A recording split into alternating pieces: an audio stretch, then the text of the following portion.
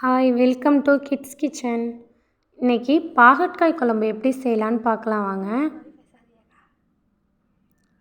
நான் 1/4 கிலோ பாகற்காயை இது மாதிரி நைஸாக கட் பண்ணி வச்சுருக்கேன். அதில் கல் உப்பு சேர்த்து ஒரு அரை மணி நேரம் ஊற வச்சுக்கலாம்.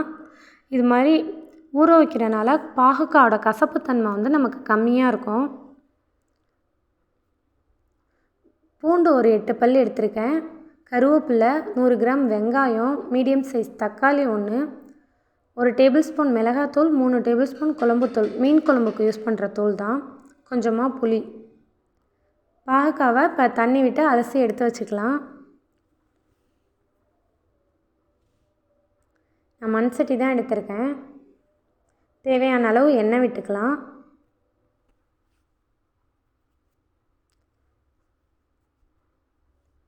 எண்ணெய் சூடானதும் கடுகு சேர்த்துக்கலாம். இப்போ பாகற்காய், வெங்காயம், பூண்டு, கருவேப்பிலை எல்லாத்தையும் ஒன்றாவே சேர்த்து நல்லா வதக்கிக்கலாம். இது மாதிரி என் பசங்கள்லாம் பொரியல் பண்ணி கொடுத்தா சாப்பிட மாட்டாங்க லைக் பண்ணி. ஆனால் இது மாதிரி கொடுக்குறப்ப நல்லா விரும்பி சாப்பிட்றாங்க. கசப்புத்தன்மையும் கம்மியாக இருக்கும். நீங்களும் ட்ரை பண்ணி பாருங்கள்.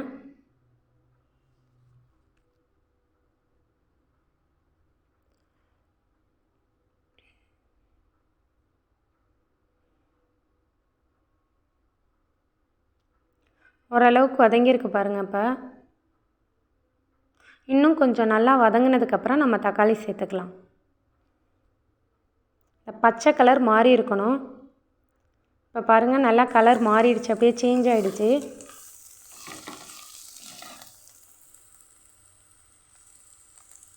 இந்த ஸ்டேஜில் நம்ம தக்காளி சேர்த்துக்கலாம்.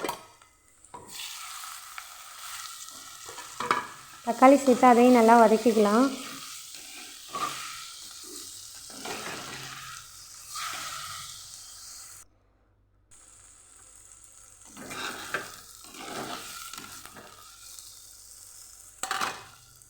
தக்காளி நல்லா வதங்கிடுச்சு.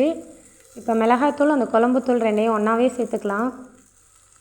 சேர்த்து அதுவும் அந்த பச்சை ஸ்மெல் போகிற மாதிரி நல்லா வறுத்துக்கலாம். இப்போ புளியை நான் கரைச்சி புளி தண்ணி எடுத்து வச்சுருக்கேன். அந்த தண்ணியை அதில் சேர்த்துக்கலாம்.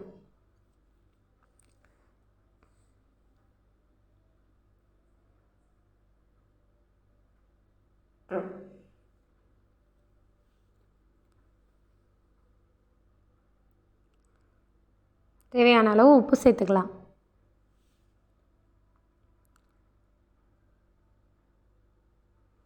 எண்ணெய் பிரிஞ்சு நல்லா கொதிக்குது பாருங்கள். அப்போனா நம்ம ஒரு முட்டை சேர்த்துக்கலாம். முட்டை ஆப்ஷனல் தான், வேணுங்கிறவங்க சேர்த்துக்கலாம்.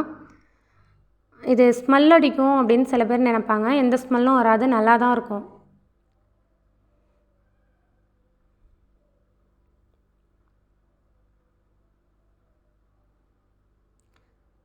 பாகற்காய் குழம்பு ரெடி ஆகிடுச்சு.